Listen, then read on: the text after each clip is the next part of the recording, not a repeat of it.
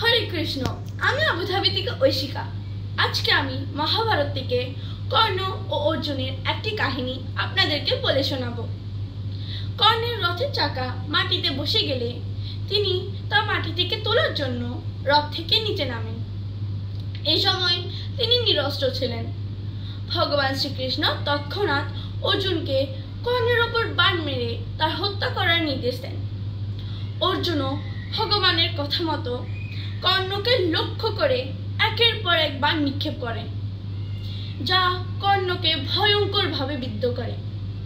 এইতে কর্ণ মাটিতে লুটিয়ে পড়ে। মৃত্যু পূর্ববর্তী সময়ে মাটিতে লুটিয়ে পড়া কর্ণ ভগবান শ্রীকৃষ্ণকে প্রশ্ন করেন, এই তুমি ভগবান, এই তুমি করুণাময়, এই তোমার ন্যায্য বিচার যে একজন নিরস্ত্রকে হত্যা করার পরামর্শ দাও?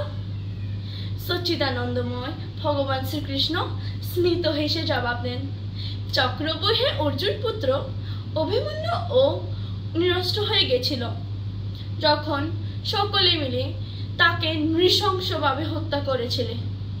তার মধ্যে তুমিও ছিলে। তখন তোমার এই ধর্মজ্ঞান কোথায় ছিল কর্ণ? এই জগতে যে যে রূপ কর্ম করবে আমিও তাকে সেই রূপ কর্মফলই প্রদান করি। ইহাই আমার বিচার। অতএব কর্ম করুন ভেবে চিন্তে।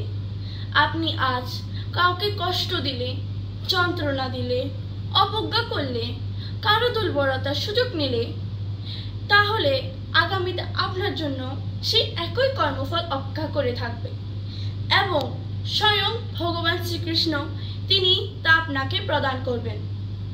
জয় শ্রীকৃষ্ণ।